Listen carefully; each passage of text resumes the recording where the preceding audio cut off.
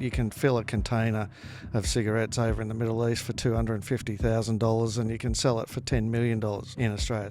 The Australian Border Force seizes 6 million cigarettes a day. It's only scratching the surface of what gets through. In the last 3 years, the firebombings have started, and that's because other criminal syndicates have wanted to muscle in. There's been about 5 murders, and there was one innocent victim in Melbourne where there was a firebombing of a house, which was just a wrong premises. But it's been incredibly lucky that there hasn't been more. A lot of the times it's disposable young guys that they've just outsourced. They're not going to get their hands dirty. The people running it and making the profit. They don't even know who's tasked them. They're just there's an app out. It's like Crime Tasker, where they just get offered $500 to blow a place up, and they're more than happy to do that.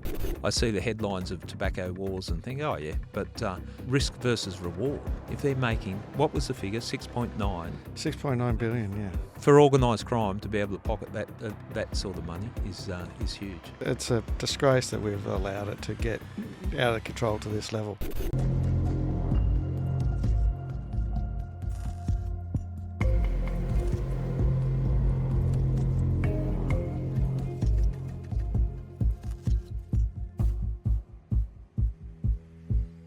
A century ago, the United States' grand experiment with alcohol prohibition didn't just fail.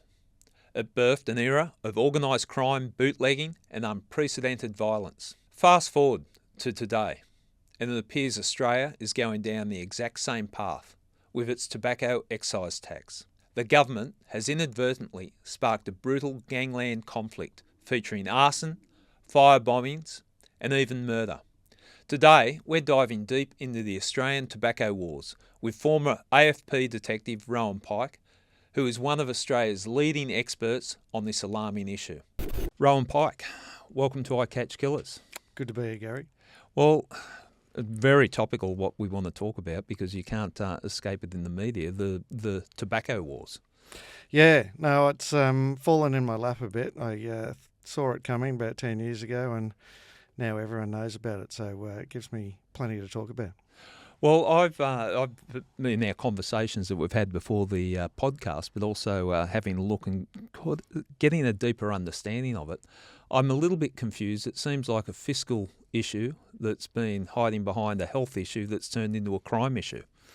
Yes, well, it's a bit of all of those things. Yeah.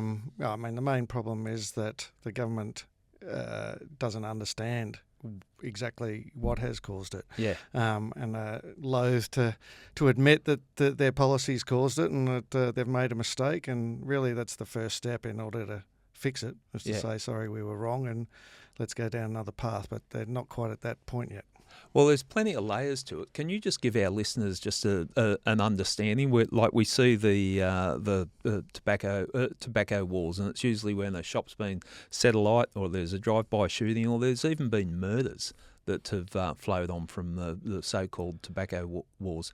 Can you just give us an overview of what we're talking about there?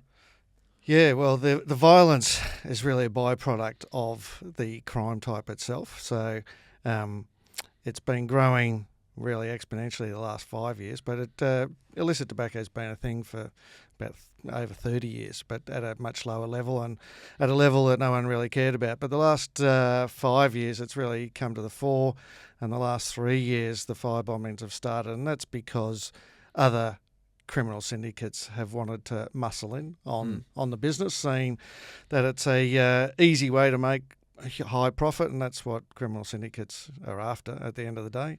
Doesn't matter really what the commodity is, but in this case it's tobacco. So whereas the previous syndicates were just happily going along making lots of money but flying under the radar, then now new syndicates entering the fray have upset the balance, wanting to take over. And it's just an old-fashioned turf war, and that's where the violence has come. But with the violence, obviously, has come an understanding from the public and the government to some extent just how big the problem is. So it was always a problem, but now they've really brought attention to themselves.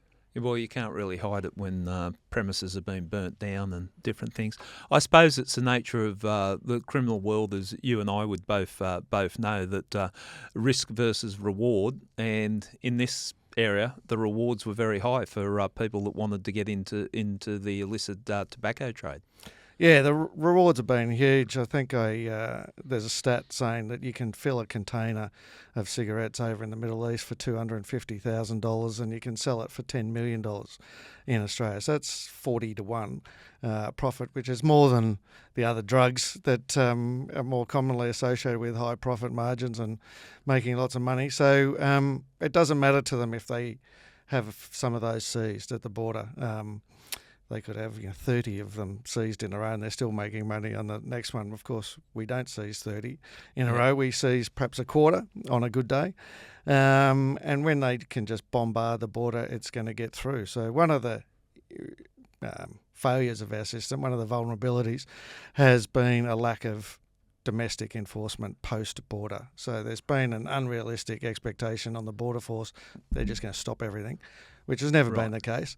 But once it gets through the border and smuggled in, it's been open slather. There's been no one there to stop it, and that's why people see shops popping up everywhere around their suburbs.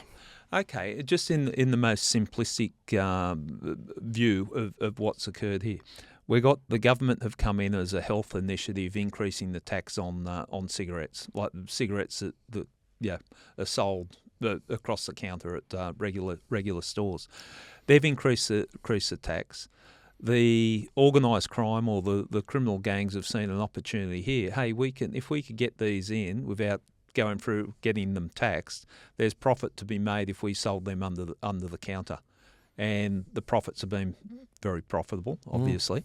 And I suppose the risk is lower. Like if you're bringing drugs in to make a massive profit, you get caught and you might be behind bars for the rest of your life. Not so much the crimes look at a lesser scale.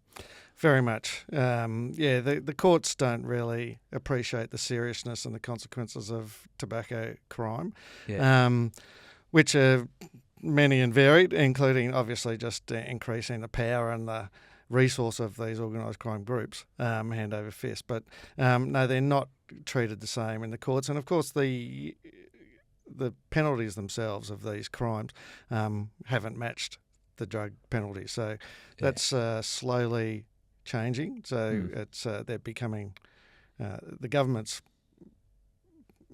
increasing the penalties and obviously seeing them as more serious, but it's the courts sort of lag behind. So there's hardly anyone goes to jail for these sort of crimes. And when you're making millions, it's worth the attempt. Okay, well, without encouraging people, you can see the attraction to it for the criminal elements, and I suppose the flow-on effect. My sense of it is that you got rival syndicates now competing against, hence the firebombings, drive-by shootings. But there's even been situations where people have been murdered as a result of what's occurred. Yeah, there's been about 5 murders, and there was one innocent victim in Melbourne where there was a firebombing of a house. Which was just a wrong premises. It was a lady at home by herself, couldn't get out, which is a tragedy, but it's been incredibly lucky that there hasn't been more. With there's been close to 300 firebombings around Australia. Some of them were under flats in the middle of the night. Some of them were under even a nightclub where there were 300 people dancing above. So if that fire had got out of hand, anything could have happened. So we've been very lucky that there's only been a handful of deaths as a relation to this. Well, it's the nature of organised crime. Like people often think, well, it's just crooks fighting amongst crooks. But in my observation throughout my career, innocent people always get caught up in it, or do eventually get caught up in it. Yeah, that's right. And there is a theory that that's not so bad, that crooks are just dealing with themselves, but it does spill out into the general public, and it just gives also the impression to the public that law and order's out of control. Yeah, that sort of general degradation of society when you see 20 illicit stores on a street, and you just go, what's going on here? This is just basically fronts for organised crime, making money hand over fist, and how we're letting them get away with this. So, but yeah, obviously the state police have stepped in where people and property are at risk, as is their role. But yeah, there's bigger causes that are continuing to fuel this market and keep it going. Well, I've thrown you in the deep end, and listeners are probably thinking, why all the questions to you about illicit tobacco? Well, let's talk a little bit about yourself so people understand why you are. Yeah, when I wanted to discuss this, I looked around and I'd put you up there as one of the foremost experts on this illicit trade and the tobacco wars. Tell us a little bit about your background. Well, I started in the Federal Police in 91. You just start off in some small jobs. That went for a few years before I got an opportunity to learn Vietnamese for a year at the RAF School of Languages. And that was, you might remember that there was a heavy Vietnamese heroin interest in importations during the 90s, and heroin was sort of a bit out of control. But following that, I joined a Asian-focused task force with the National Crime Authority for 3 years. That brought me up to, and that was sort of mainly drug-related. After that, I joined a money laundering sort of team, and my interest in fraud, of which this sort of tobacco crime basically is at its core. It piqued my interest in fraud and following the money, and I did a tobacco job with the Federal Police back in 2000. That was, they had diverted 100 million cigarettes to the domestic market, which was supposed to be duty-free. It was pretty clever the way they'd disguised it. But back then, the excise was only 20 cents per stick. So the size of that crime was only 20 million. Had that same crime happen now, it's 150 million. So that's the excise has gone up 7.5 times since then. Then that sort of the success of that job, and there were about 10 or 12 crooks went to jail for that. Success of that got me a job in Pakistan. I went there for 3 years as the senior liaison officer, looking after 11 or 12 countries around that region: India, all the stands, Sri Lanka, Nepal. A fascinating time. Yeah, it was a great time. And of course, the AFP's got people all over the world. I think there was about 33 liaison posts at that time. I don't think I had the most luxurious spot of the network, but it was Pakistan, pretty challenging. What time period was that? 2003, started 2003. Okay, so I not got there. long after September 11. And, Yeah, there was a bit going on. Obviously, there was a war that just started next door in Afghanistan, and the Al-Qaeda were running riot. Osama lived just up the road, unbeknownst to anyone at the time. Now, that would have been a story. It would have been a good catch. Law enforcement, if you could have... No, well, Khalid Sheikh Mohammed, the number 3 in Al-Qaeda, was caught a week after I got there in January 2003, so I claimed that one, despite having nothing to do with it. But there was an Australian, Jihad Jack Thomas, who was arrested by the Pakistanis for allegedly associating with Al-Qaeda at the time. Jihad Jack, I remember that. That was one of the first times, was it? Yeah, I think he was the first Australian to be... arrested for terrorism-related stuff over there. And, so I had to deal with him and getting access to him, and the Australian authorities wanted to interview him pursuant to our laws, but that didn't really hold much sway in Pakistan. No, I would imagine. So that went on for a while, and he eventually came back to Australia, and because he wasn't interviewed under Australian-type conditions, that interview was thrown out, and he eventually got off the charges. So he carries on. He ended up delivering milk to the AFP cafe not long after that, which was a bit of a concern. It was a bit of a punch in the face with a large truck would pull up outside our cafe, but with him driving, but not to worry, we moved on. But no, there was plenty going on in Pakistan. It was really challenging time. Yeah. Okay.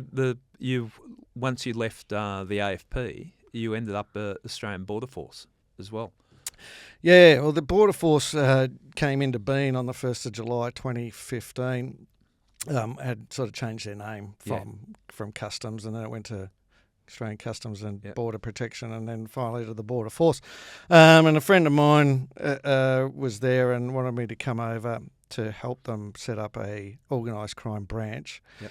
And I was happy to do so, and when I got there I told them that I'd like to look at tobacco, illicit tobacco. Focus on that. Yeah, because I'd had an inkling that there was a thing, and the government had just ramped up the excise in 2010, 25%, and that's sort of, I'd heard on the grapevine that had triggered quite a bit of smuggling of tobacco across the border, and no one was really looking at it, and it was partially the ABF's responsibility to do so. So I started a little team just focused on tobacco, and of course when you focus on a commodity you become you develop expertise in it. You're the resident expert. Yeah, and our team, it was like shooting fish in a barrel. There was so much of it and had gone undetected until then. And so my team became a larger team, and then one day the commissioner went on TV and said, we've got a tobacco strike team, which was very kind of him, and that became my team. So, and then I realised that we were out of our depth, given the international links and the organised crime links, and recommended that it move into a task force situation, which it eventually did. Yeah.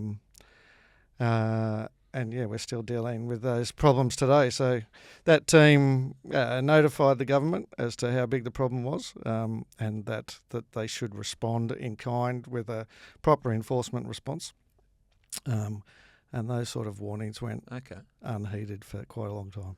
So an extensive experience in law enforcement. I think you retired from the AFP as a detective superintendent. Was that the? I was a detective sergeant technically, but I did act in the superintendent role for 8 years. But they would never give me the actual strike. Sorry, I'm laughing. It brings me back to sometimes I'd put in a report, and police reports, you have to direct it to the people that it goes to. And I think in one report I directed that there was 8 acting different ranks. There's a reluctance to appoint people in positions, but just do the work and. No, they were happy for me to do the work at that level. Yeah.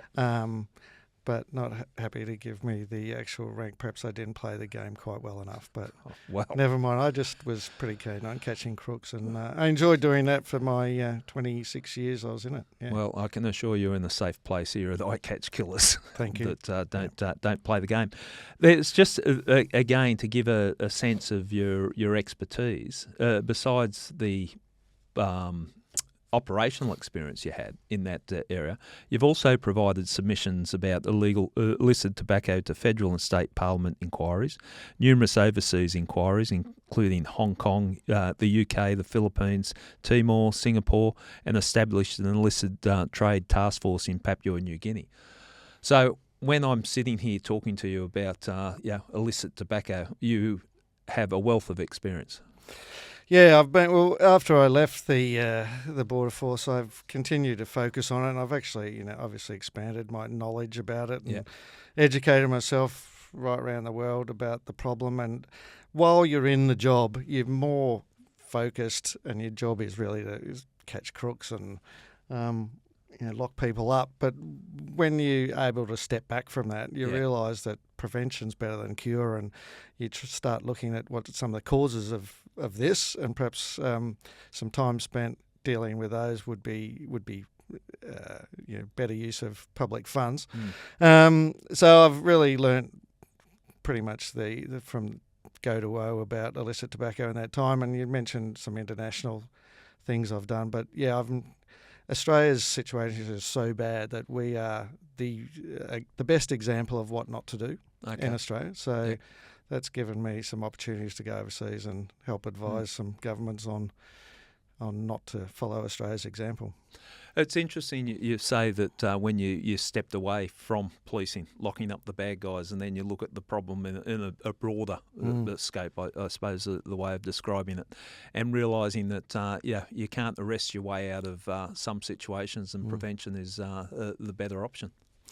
Yeah, no, that's definitely true, and it's true of a number of crime types. Yeah. And so it sort of it concerns me that our government now is really putting all their eggs in an enforcement basket and refusing to accept that their policy is wrong.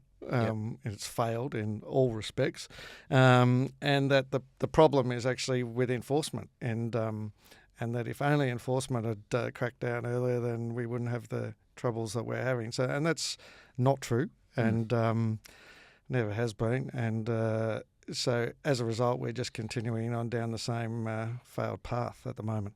Okay, let's wind it back for what the original intent of the tobacco control policies were. When did they come in, and what was the original intent? Because I'm sure when the policies came in, the government wasn't saying, "Oh, this will be cool, it'll stir up organised crime and everything else." What was the actual intent? Why did they decide to tax tobacco? Obviously to reduce the smoking rate. Yep. And it all started with a convention that we signed in 2003 with the World Health Organisation, which had a number of clauses in it designed to stop people smoking or discourage people from smoking. One of those clauses touched on taxation, Article 6, which said that countries could consider raising taxes as appropriate in order to discourage people from smoking. And Australia's taken that invitation and run with it exponentially. It's probably, I would argue, the point that we haven't raised them appropriately. We've raised them recklessly to a point that's by far the highest in the world, and our public health authorities are very proud of that fact. What goes unmentioned is that in that same convention that we signed, Article 15 says that you should increase your enforcement efforts in order to prevent illicit tobacco, because they knew that some of these measures would be an invitation for organised crime to come in, and Australia ignored that, mostly because it's the health department that controls our tobacco control policy, that runs it, that signed that document, and they've got no expertise or experience with law enforcement, so they've just simply ignored that, and we didn't ramp up enforcement in order to match the raise in excise. So they raised the excise. They just thought it was an honour system, that people would abide by that. And a lot of our customs excise collection is based on an honour system, so that everyone's just going to do the right thing. Of course they haven't, and it became sort of supercharged in 2010 with the Nicola Roxon was the health minister at the time. She started. She got a report in the year before saying, let's just ramp up excise rapidly, which she did from the next year at 25%, which was the first major rise. It had been only going up at sort of CPI and inflation before then. And since then, it's gone up in various increments, 10%, 5%, plus the inflation. So from when I was in the Border Force in 2015, it was 50 cents a stick, and now it's $1.53 a stick. That was a tax per stick in 2015, only 10 years ago. And now it's 3 times that. So that is the vulnerability and our inability to enforce that and collect that excise. That's the vulnerability that criminals have just exploited. Could have we had a warning? I remember very early in my policing career, early days in detectives. So we're talking in the 90s, or pulling over a truck that was bringing a truckload of cigarettes from Queensland to New South Wales, because the states had different taxation, and that was tax evasion there.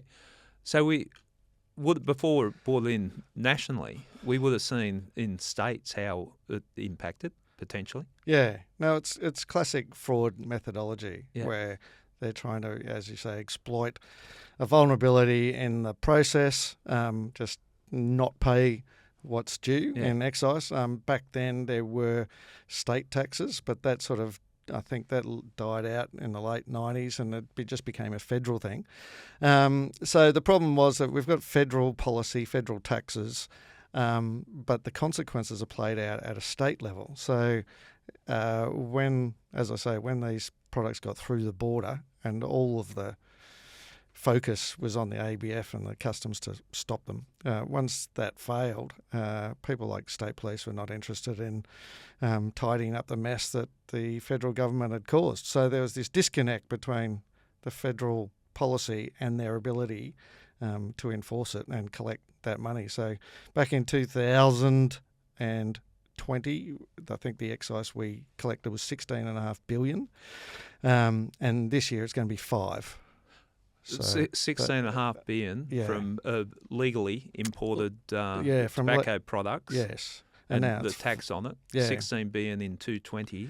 Yep. And now it's gone down. Yeah, 6 years later, now it's $5 billion. So that's not. It'd be great if 2/3 of people had stopped smoking. Yeah. That's the purpose of it, but that's not the case. All those two people have gone over to the illicit market and funding organised crime, not funding the government.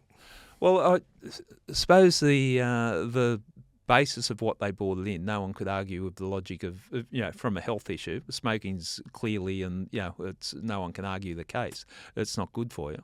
Okay, we're going to increase the tax, and that's going to make it harder for people to buy it, but not really open their eyes up to the black market that would come into play. Yeah, no, it's. I mean, as I say again, the health department were, I don't know what the word is, naive. Ignorant to the fact that the black market would come into play. They based their policy on a fallacy that there were only two options when you raise the price, that people would pay it and pay the tax or quit. Yeah.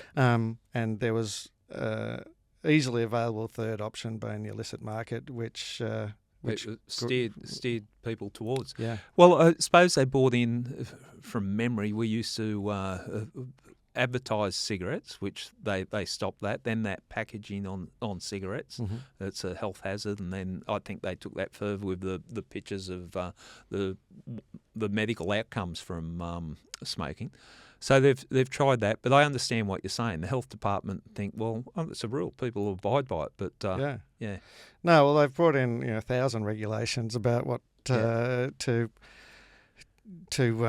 constrain the legal market, but the illegal market just ignores all of that and has coloured packaging, doesn't have health warnings, just does whatever they like, they've been getting away with it. Is the illegal market too, the quality of the product that comes in, is that of concern? I know, if we reference the drugs, dance parties or whatever, if there's a crackdown, they're worried about the quality of the drugs coming in. There would be no control with the illegal market, the quality of the nicotine that's coming in.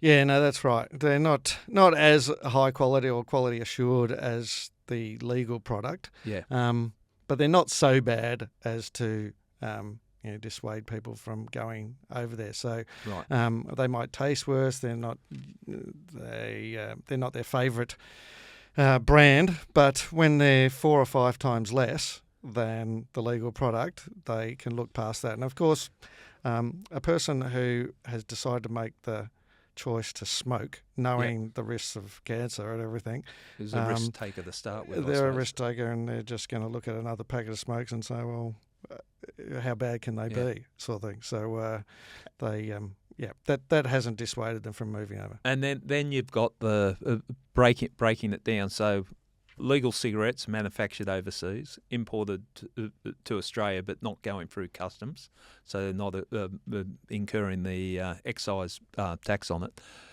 Then the local corner store that's got cigarettes, they're selling them. They would take a cut for what they're selling. The people that got them there would take a cut for getting them the products. So there's a lot of profit to be made. Yeah, well, they're saving $35 a packet. in not paying the tax. Yeah. So a lot of people can get a clip along the supply chain Yeah. to make up for that. And, they're significantly cheaper. And I would imagine people, and it comes down to this too, that they're looking at it, well, I'm not dealing drugs. I'm not a drug dealer. I'm evading tax from the Australian government, which seems to be a national pastime of everyone. How can you avoid paying taxes? So I suppose they could justify it in their own minds too.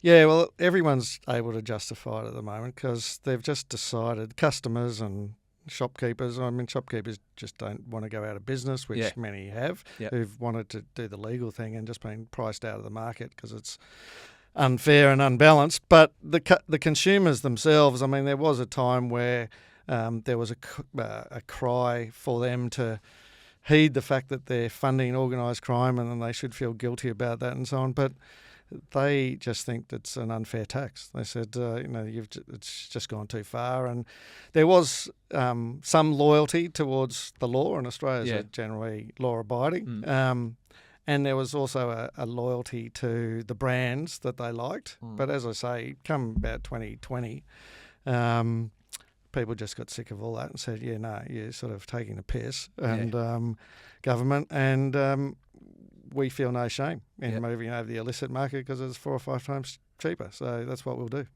I can't help but think back to prohibition in the US with in the 20s, 30s, I think it was, where organised crime flourished, trying to put just ban something outright. Is there elements of that in this situation? It's virtually exactly the same. Yeah. You've got the pearl clutches and the health department wanting to just ban stuff, and just there's a disconnect between their ideological goals and the enforcement realities. Yeah. So they just don't understand that.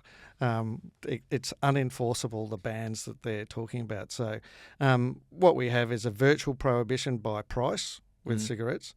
We've got a virtual prohibition of vapes by accessibility with the hurdles that you have to jump through to get your hands on a vape. That's another issue. We might come to that. Yeah, but I want to talk about that because it's a sort of flow-on. It is. But we'll talk about that later. But no, it's related. But no, it's a definite pseudo-prohibition policy. Yeah. And they've, as I say, they've put all their eggs in the basket of enforcement, which is unreasonable and not going to work. Whereas, and even the customs minister just the other day talked about Al Capone. I think he's brought him up. He's brought him up a few times that he was caught with the taxation policy, and I think he fancies himself as a bit of an Elliot Ness, the customs minister, and that we just put this band of people together and we just go round everyone up. But what he fails to remember and learn from history was that only came under control when they repealed it. Yeah. So they repealed that whole prohibition policy and ended up legalising alcohol, which was what everyone wanted. Yeah. And there was a massive market for it, and they realised they couldn't enforce it. So we haven't got to that point yet, which is just common sense. And you would think that we would have learnt that over the last 100 years. But no. But past behaviour predicts future behaviour. Exactly. As I said at the start or earlier on, that you've done a lot of submissions, and you've currently put in a submission to the Senate inquiry. I just want to read out a quote from the submission that might give our listeners an understanding of your position. So I'll read this out and then we can talk about that. This is a quote from your submission to the Senate inquiry. Australia's tobacco control policy faces a critical juncture. While designed to reduce smoking prevalence and improve public health, current settings are producing outcomes increasingly misaligned with these objectives. The illicit tobacco market now represents the overwhelming majority of consumption. Criminal groups control supply chains. Tobacco excise revenue has collapsed to approximately 1/3 of its level 6 years ago. Smoking rates are increasing, and communities across Australia are experiencing violence and intimidation linked to organised crime activity in this sector. I read that and I got the sense that you're not in favour of the way that we're approaching it. But there's a lot to break down in that. The talk is through some of the comments there. Yeah, no, that's probably comments that have built up of 10 years of frustration Yeah. with the government who continue to go down this path. And there's nothing about our tobacco control policy. Like, they mean well. Yeah. And we're all on the same page, which is bizarre because I don't want anyone to smoke. I've never smoked. Yeah. I think it's a ridiculous habit. But however, I'm not naive enough to realise that people do like it. Yeah. And want to consume nicotine. So, but just the methodology that they want to use and they think is right in order to reduce smoking, I disagree with. And Yeah. A lot of other experts, criminologists, economists, even premiers of New South Wales, Yeah.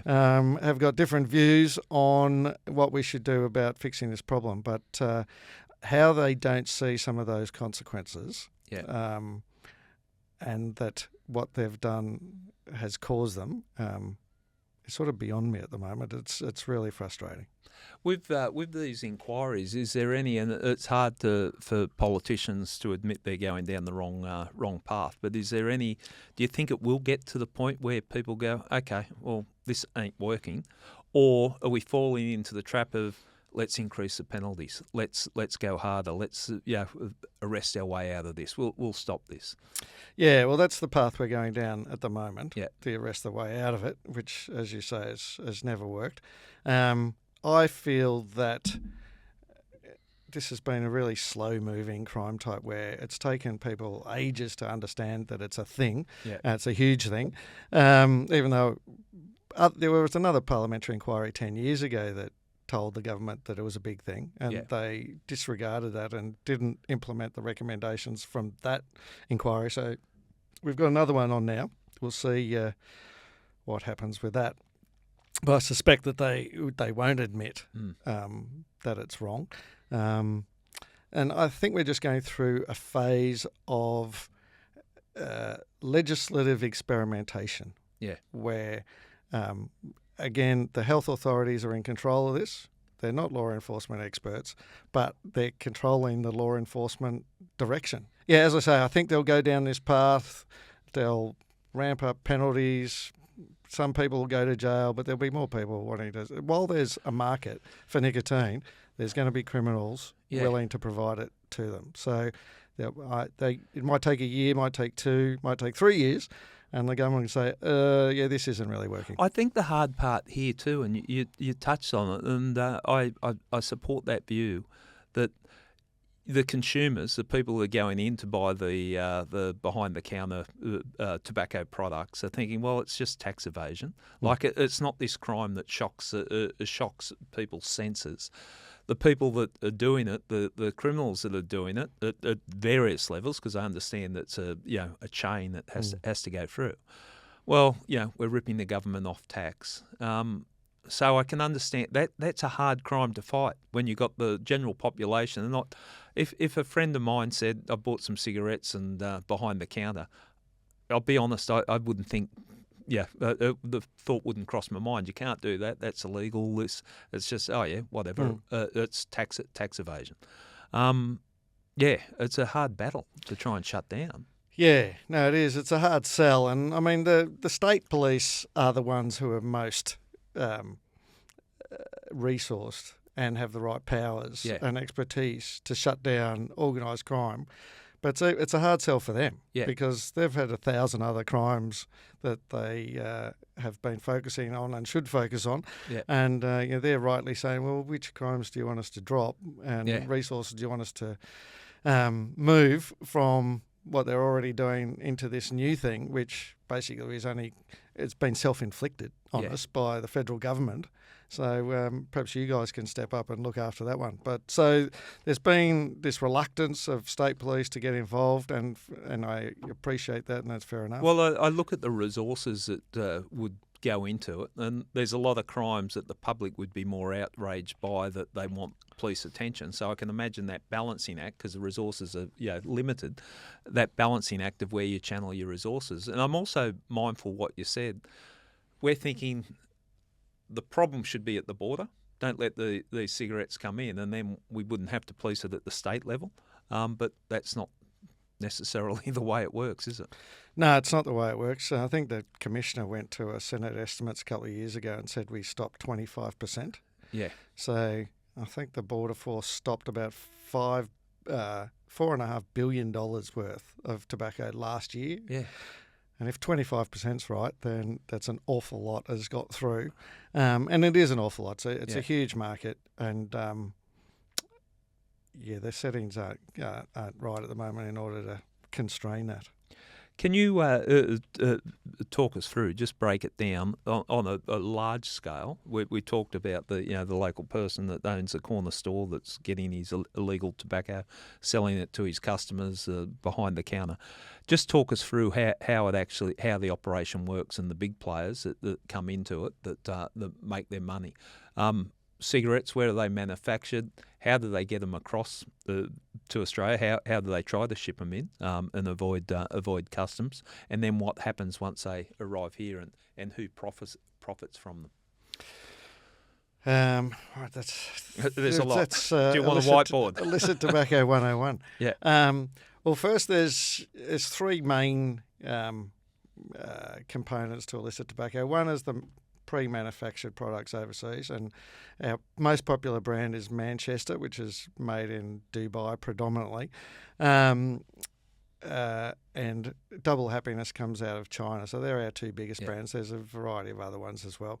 I noticed Benson Hedges is a fake one from the UK is hitting the streets quite hard at the moment, but they are manufactured for any market, and they packed into containers, and then they.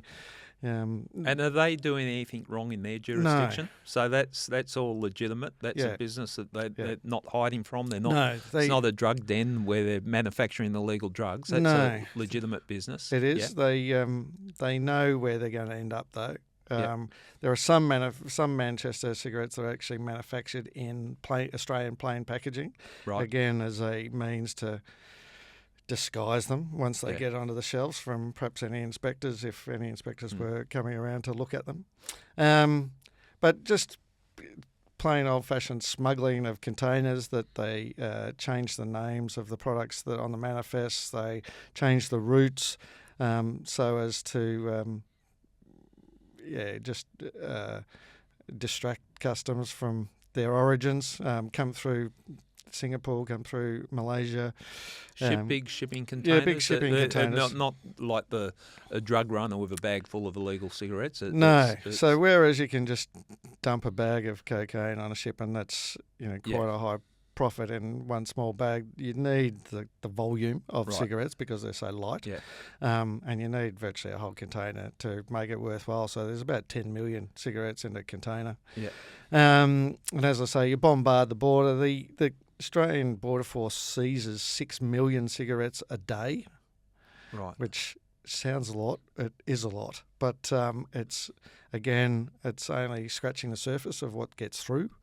And that's the cigarettes are one thing. There's another element where raw tobacco is also smuggled in. So that comes from other places such as the Middle East and Indonesia.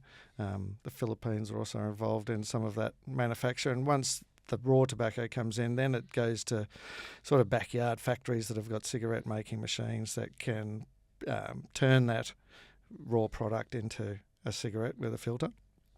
I'm told that those products are not very high quality at all. Right. And then you've also got some still crops being grown in Australia, even though licences for those went out of business about 15 years ago. The expertise in how to grow them and where to grow them, and Australia's a big place. It's hard to.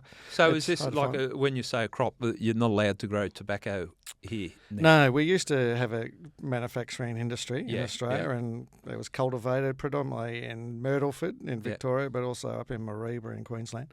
But there was the term chop, which is uniquely Australia. That came from some of these crops out of Myrtleford literally falling off the back of trucks into criminals' vans who would go to a backyard of western suburbs of Melbourne and chop it with a shredding machine into smokable sized tobacco. Yeah. And hence the term chop chop originated from there. But so there's still some of that going on. It's very hard to find crops in Australia. It's a big place. So that's another method of avoiding paying the excise on it. But I don't know whether it's the modern laziness that people just like the pre-made cigarettes. So that's come to prominence, and it's probably the largest proportion of the illicit market is the pre-made ones. We're a little bit fortunate at the moment that Mr. Trump has started a war in the Middle East because that Strait of Hormuz that's currently closed is one of the main trafficking routes of this product coming out of Dubai. So there's a little bit of a delay or supply stoppage of the Manchester cigarettes at the moment. So they land in the country and they just get through customs in that they're not checking every container that comes in, and they work on the basis, well, if they catch 25% of it, we still make a shitload of money with the ones that get through. So they just take the hit for the container that's found. Then what happens to the cigarettes from there?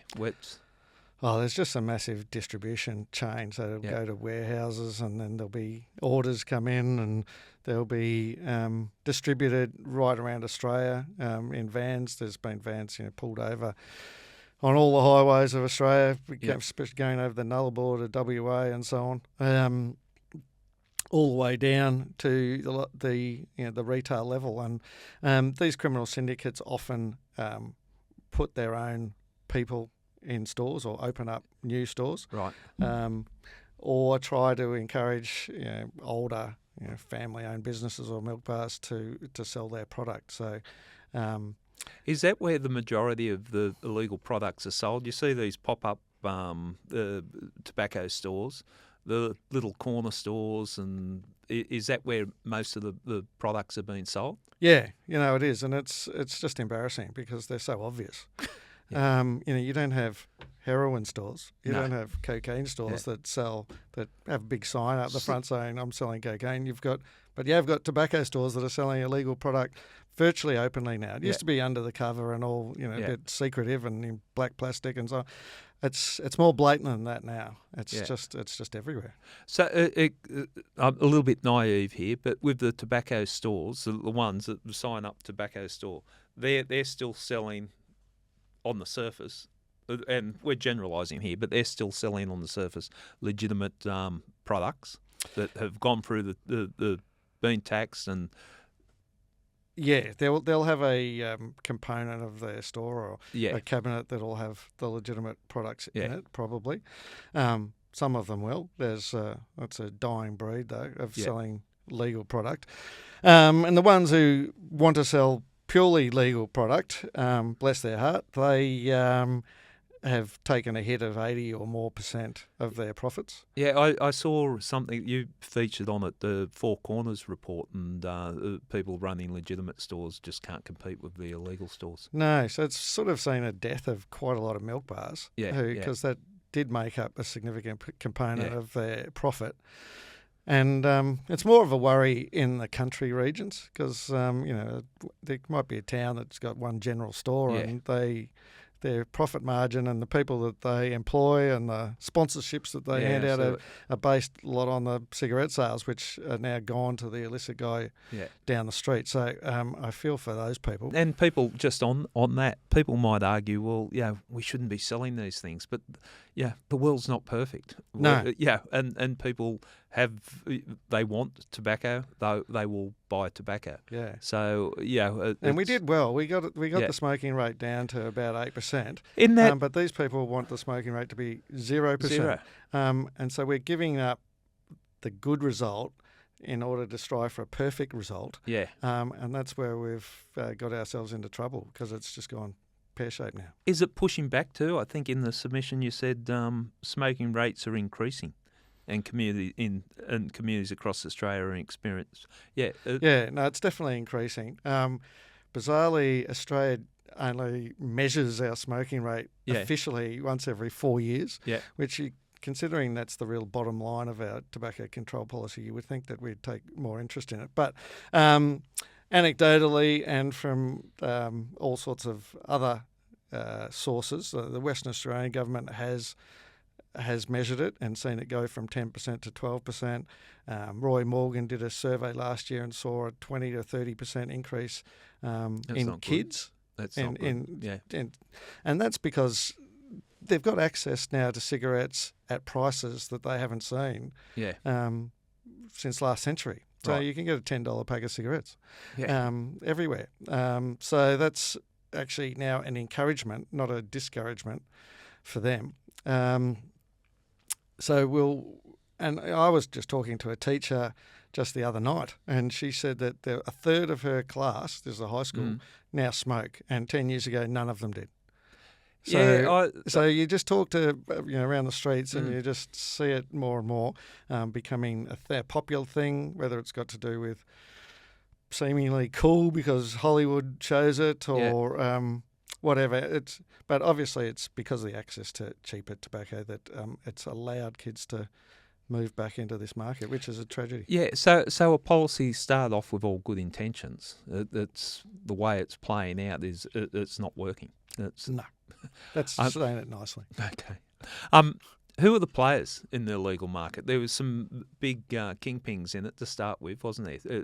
Can you name them? Have they been convicted of it? Well, I think so. There's Victoria is often seen as the heartland, sort of ground zero of illicit tobacco. And as I say, for the chop, which often was 30 years ago, was manufactured in Victoria primarily. And back then we had a couple of families, large family groups who controlled the market, did it quietly, agreed with each other on what regions they were going to control. And that went along for a long time. But as the excise increased and the profitability of it increased, then more and more people became interested. And there were some opportunists who stepped in. There were some a little bit more organised who then realised that the best way of distributing their product was through these shops. So they would buy 4, 5, 10 shops and able to get their product out to the market. So that started to creep in 5 to 10 years ago. But what really upset the apple cart, and that's sort of Victoria and the rest of Australia, I'll just leave Sydney to one side for the minute. But then about 5 years ago, we had Kaz Hamid, who was arrested for heroin trafficking, did 8 years in jail, and then was deported back to his Iraq. And from there, decided he was going to set his sights on the tobacco industry. So he and largely Iraqi Australian following, got very organised and decided to take over that market in Melbourne, and did so through threats and intimidation and violence, and hence the murders that started 3 years ago and the firebombings. And that was his effort to take over the market, which he did reasonably successfully. He then expanded his remit to the other states through South Australia, WA, Queensland,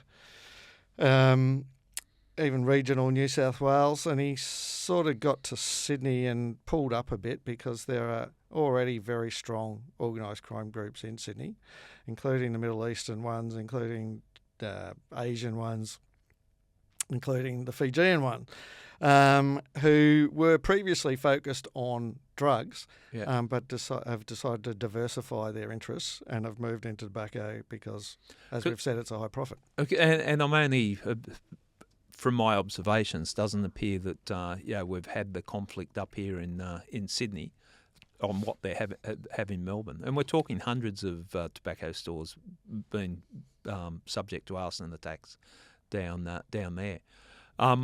But you're saying this is because Sydney's got their own control, but it is organised crime. This is what organised crime is about. No, it's a huge market. It's just as prevalent.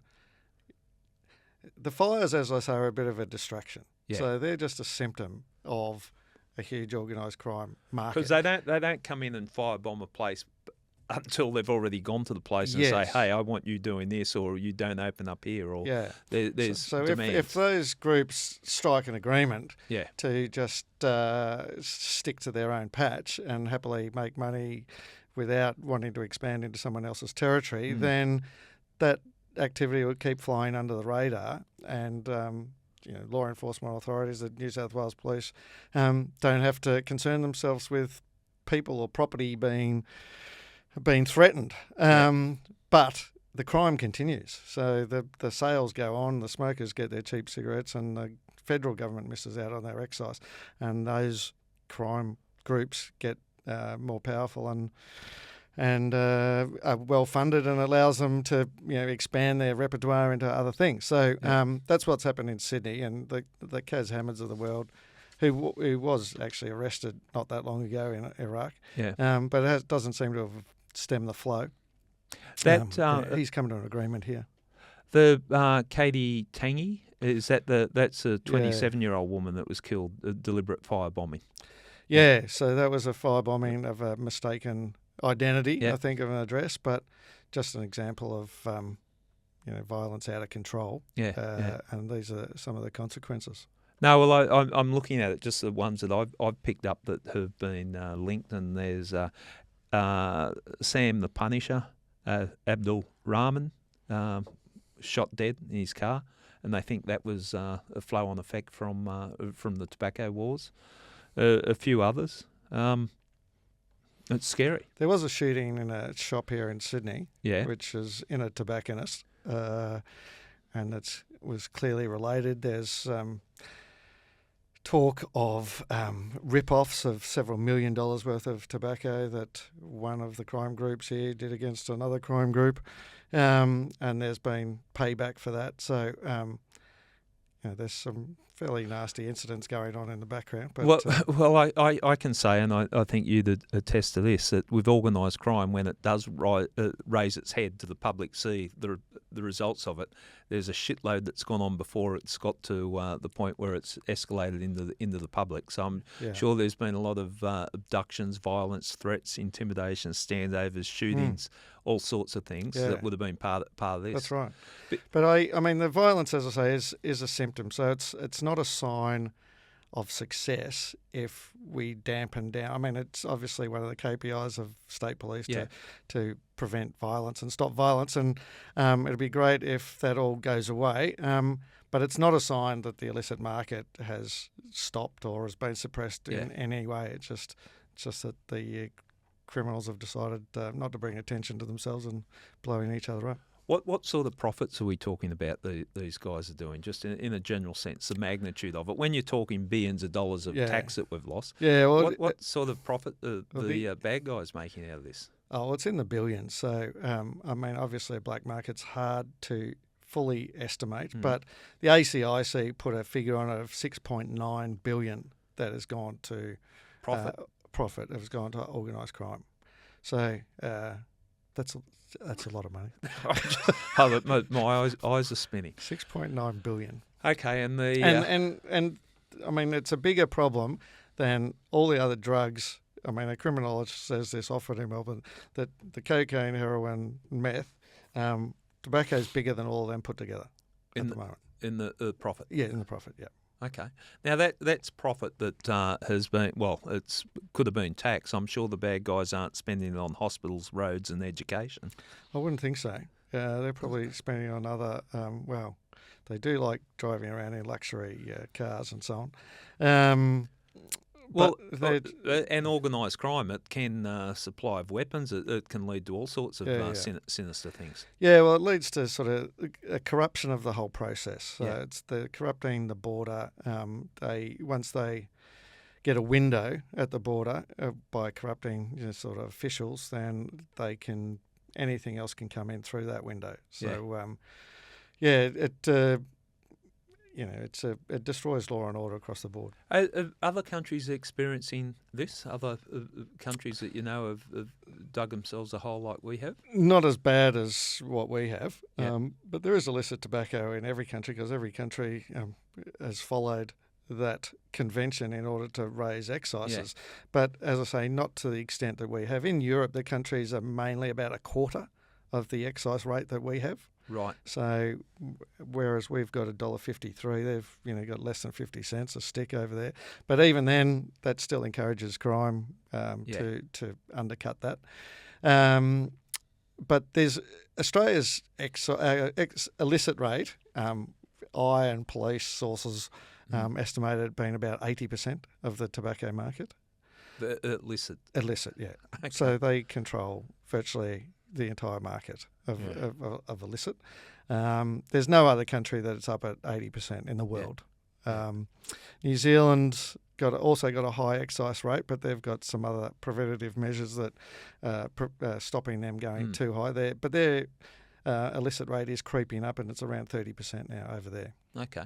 Well, look, we might take a break. The picture that you've painted is pretty grim, but I know you've got thoughts on how we could turn this round, and I'd like to talk about that.